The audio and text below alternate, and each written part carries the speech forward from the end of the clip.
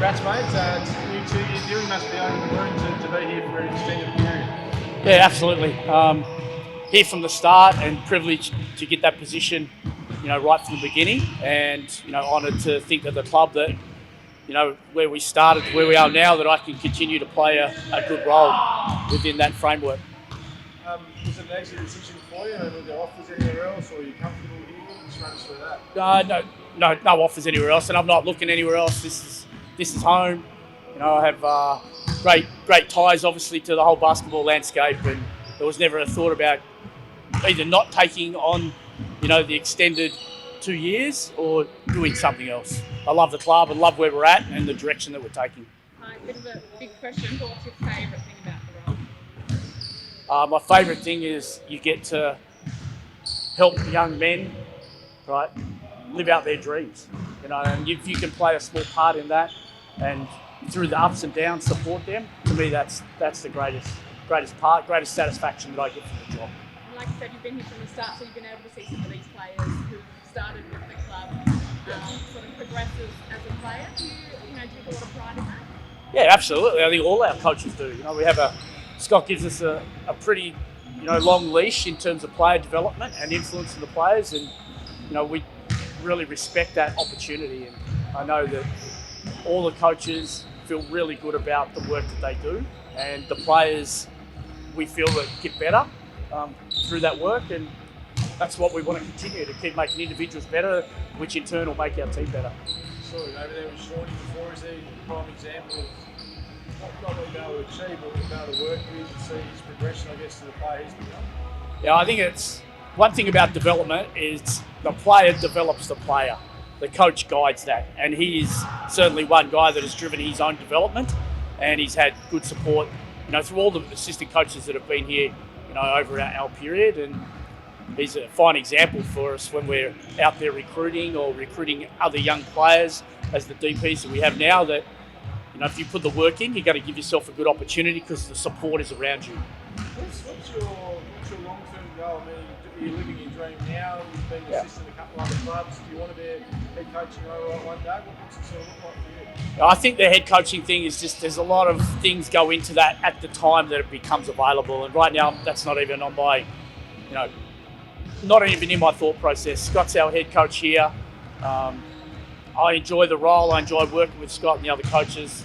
I couldn't honestly tell you that answer. If something going somewhere else, are you willing to look at that, or are you really comfortable at home, given you sort of your home state? Yeah. Until something's presented, I don't look any further.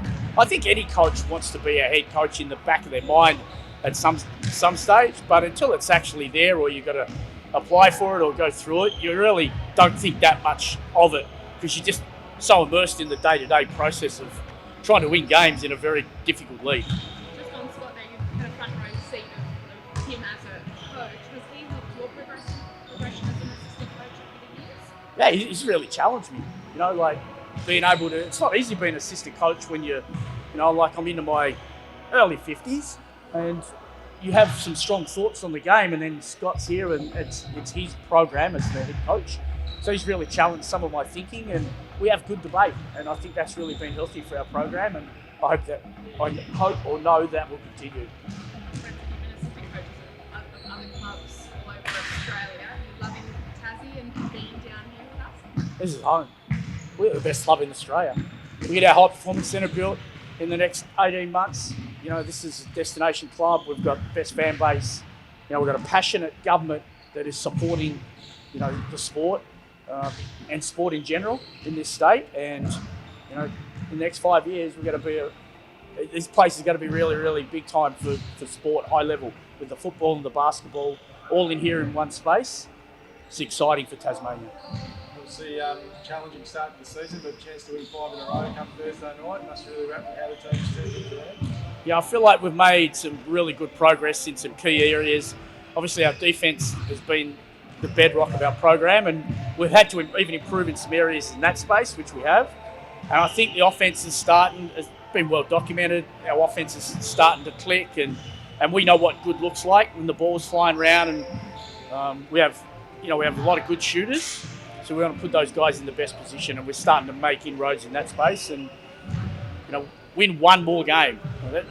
it's sort of the mantra, really. Like, take your eye off the ball, look down the track, you turn around, lose 3 in a row, and now you're back to, under 500. So we've got to keep trying to hit little runs, hit little wins along the way, and see where we are. As Scott says, at the end of the season, we'll find out. How much of a threat do the Breakers pose, obviously, their PPE and their ranks too? Yeah, I think they've been through some challenges. Like, most teams now going through some injuries. Melbourne's had some injuries. Like, it's very, very difficult to replace guys. So I think New Zealand are probably a little bit of the dangerous wounded.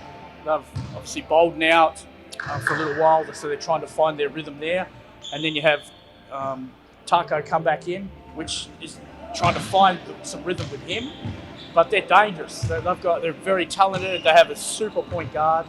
So going to New Zealand is always a difficult. I haven't won. I've been in the league 8 years. I haven't won there very, very often. It's damn hard to win there. So we need to bring our best going there. How hard is Tako as a player to shut down? We know he's quite speedy on the court too. Like, how do you shut a player like that down?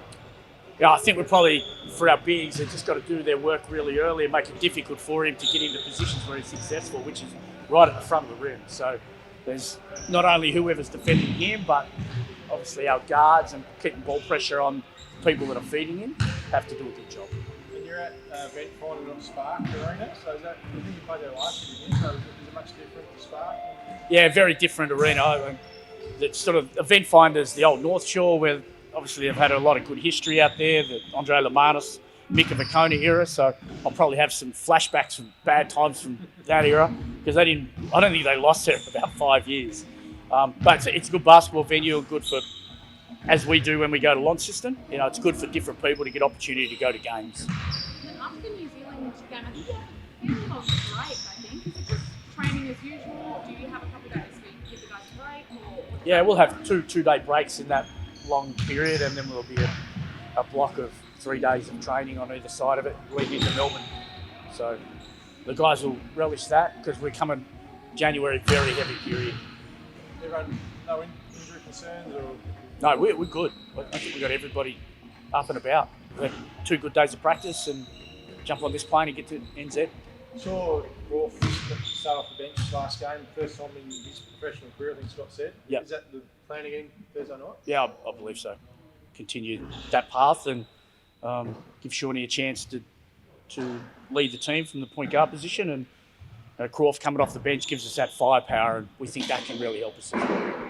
And just one on Majuk, obviously, I'm sure he's underrated internally, probably is across the league. He's just brilliant again last Thursday night. Must be wrapping how he's tracking. Yeah, if you'd actually been around Majuk the last month, he hasn't been happy with himself, and he sets very high standards, and he's been doing extra work to try and fine-tune a couple of parts of his game, and I just feel like he's just on that little breakthrough period, and he leaves no stone unturned. He's a lovable character in the group, brings a lot of bubbly energy to the group, and it was great to see him get his rewards last week. What are those things you wanted to fine-tune?